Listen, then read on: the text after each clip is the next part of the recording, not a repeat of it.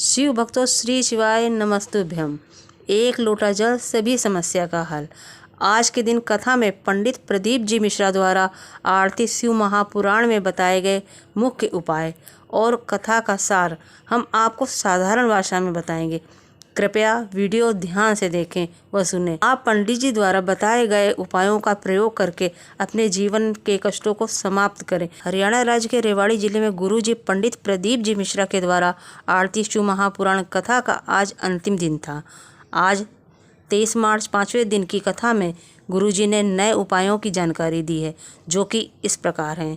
प्रदोष के दिन प्रदोष के समय एक नया उपाय गुरुजी ने बताया है। साथ ही प्रतिदिन प्रदोष काल में किए जाने वाले एक सरल और आसान उपाय जो आप घर से भी कर सकते हैं, उस उपाय की जानकारी दी है।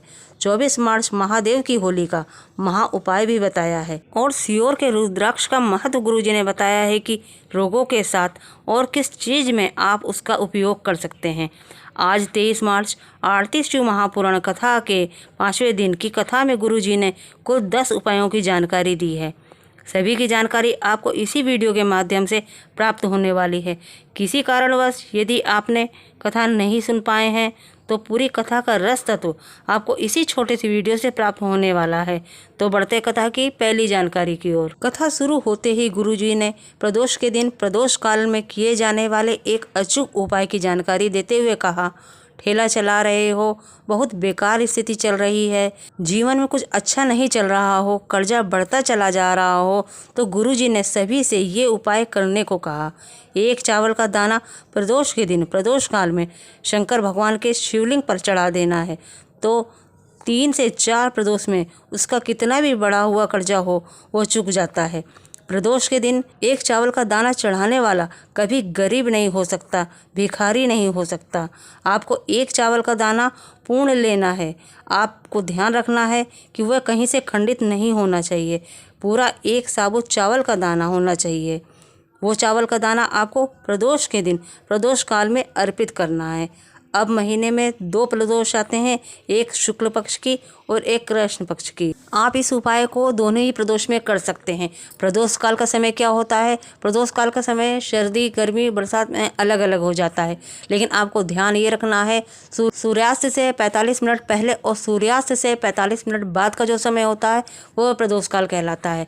आपको इस उपाय को प्रदोष काल में ही करना है। एक चावल का दाना लेना है जो पूर्ण होना चाहिए, उसे प्रदोष काल में शिवलिंग पर समर्पित करना है। प्रदोष के दिन प्रदोष काल में एक चावल का दाना शिवलिंग पर समर्पित करने से वो व्यक्ति कभी गरीब नहीं हो सकता, भिखारी नहीं हो सकता। उसकी सभी परेशानियां भोलेनाथ दूर कर देते हैं। तो चलते हैं कथा की दूसरी जानकारी की ओर। कई लोग प्रश्न करते हैं कि गुरुजी आप प्रदोष का एक निश्चित समय बता दीजिए। तो इस पर गुरुजी ने कहा, अगर समय देखकर आपको बताएं कि प्रदोष का समय कब होता है तो आप समझिए कि दिन ढल रहा हो, सूर्य ढलता जा रहा हो, चंद्रमा निकल रहा हो, सूर्य दिख नहीं रहा हो पर सूर्य की रोशनी हो, उस समय को प्रदोष काल कहा जाता है।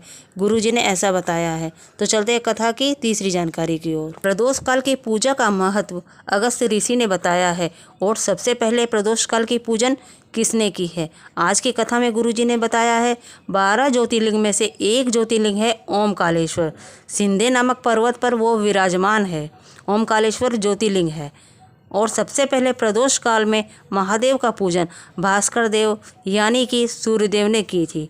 तो चलते हैं कथा की चौथी जानकारी की ओर। जिसको पैरालिसिस हो जाता है उसको एक बेलपत्र के बल पर लकवा कैसे ठीक हो सकता है, उसका वर्णन बेलपत्र शिव महापुराण कथा में देखने को मिलेगा।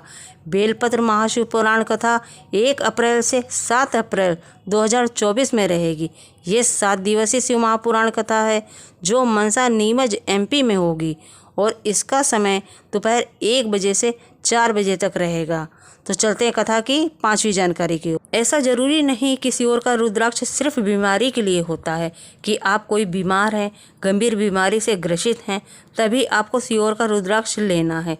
गुरुजी ने कहा रुद्राक्ष तो सभी को लेना है और हम भी मदद करेंगे। जब सियोर से रुद्राक्ष का वितरण होगा तब आप सियोर जाकर फ्री में रुद्राक्ष प्राप्त करिएगा और उस रुद्राक्ष को लाल धागे में पिरोकर अपने गले में डालना है और वो रुद्राक्ष आपको जीवन में कभी असफल नहीं होने देगा, आपको सफलता प्राप्त होती चली जाएगी। और जो कई लोग कहते हैं हम तुलसी की माला गले में पहने हैं तो क्या रुद्राक्ष पहन सकते हैं, तो गुरुजी ने बताया तुलसी की माला के साथ आप रुद्राक्ष भी पहन सकते हैं।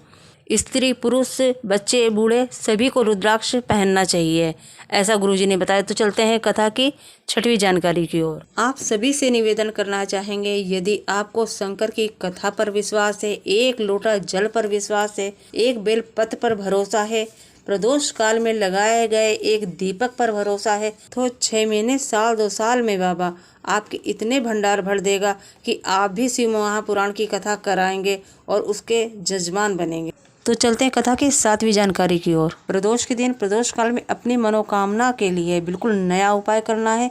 गुरुजी ने बताया है यदि एकांतेश्वर महादेव आपको मिल जाएं तो वहाँ भी आप ये उपाय कर सकते हैं, या फिर आप अपने घर के नज़दीक में जो शिवलिंग है वहाँ जाकर भी आप ये उपाय कर सकते हैं।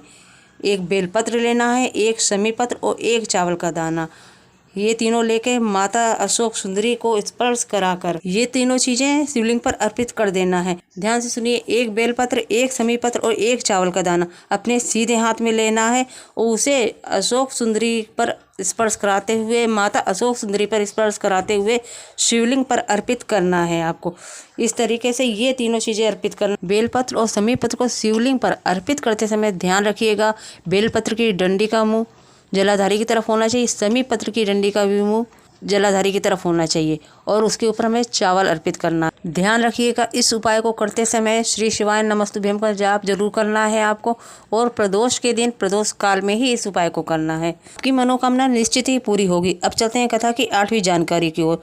प्रदोष काल रोज आता है, आपको प्रदोष के दिन का भी इंतजार करने की जरूरत नहीं है कि प्रदोष का दिन आएगा तभी कोई उपाय करेंगे। प्रदोष काल रोज आता है। गुरुजी ने कहा है प्रत्येक दिन शाम को अगर एक बेलपत्र भोलेनाथ को अर्पित कर रहे हैं, एक दीपक भोलेनाथ के शिवालय में जाकर लगा रहे हैं, तो भी भोलेनाथ की कृपा आपको प्राप्त होगी। प्रदोष काल के समय में किया गया नाम और जप कभी खाली नहीं जाता है। अब चलते हैं कथा की 9वीं जानकारी। महादेव की होली का महा उपाय। 24 मार्च को होलिका दहन और 25 मार्च से 30 मार्च के बीच आप कभी भी इस उपाय को कर सकते हैं। महादेव की होली खेल सकते हैं। बस आपको एक कलश जल लेना है। एक कलश जल में आपको थोड़ा सा अष्टगंध मिला लेना है या चंदन मिला लेना है, केसर या गुलाल भी मिला सकते हैं। आपको जल का कलर बदल देना है और ये जल आपको शिवलिंग पर अर्पित कर देना है। जल अर्पित कर देने के बाद आपको थोड़ा सा जल प्राप्त कर लेना है। आपको यह जल घर लेके आना है। घर में प्रवेश करने से पहले घर के मुख्य द्वार के बीचों बीच उस जल का छींटन करना है और उसका रंग जाना नहीं चाहिए। वैसे तो तुम्हारी जिंदगी का कलर महादेव बदल कर ही रहेंगे। इसके साथ ही उस जल का छींटन आपको अपने स्वयं के ऊपर और घर के लोगों पर करना है, ताकि आपके साथ साथ पूरे परिवार का कल्याण हो। इस तरीके से महादेव की होली खेलना है। अब चलते हैं कथा की 10वीं जानकारी की ओर। आज की कथा में गुरुजी ने अपनी आगामी कथाओं का वर्णन करते हुए बताया 1 अप्रैल से 7 अप्रैल तक मनसा दीमज MP में बेलपत्र शिव महापुराण कथा रहेगी, जिसका समय दोपहर 1 बजे से 4 बजे तक रहेगा। इसके बाद गुरुजी ने जो अगली कथा होगी 11 अप्रैल से 15 अप्रैल तक, ये कथा बिलासपुर छत्तीसगढ़ में होने वाली है। इसके बाद बिलासपुर छत्तीसगढ़ की कथा के बाद जो अगली कथा होगी वो भी छत्तीसगढ़ में रहेगी। 19 अप्रैल से 25 अप्रैल हाली कोसा राजनांदगांव छत्तीसगढ़ में रहेगी। वीडियो थोड़ा भी उपयोगी लगा हो तो वीडियो को लाइक करिएगा, शेयर करिएगा, कमेंट में श्री शिवाय नमस्तुभ्यम जरूर लिखिएगा। चैनल सब्सक्राइब नहीं किया है तो सब्सक्राइब कर लीजिए। श्री शिवाय नमस्तुभ्यम।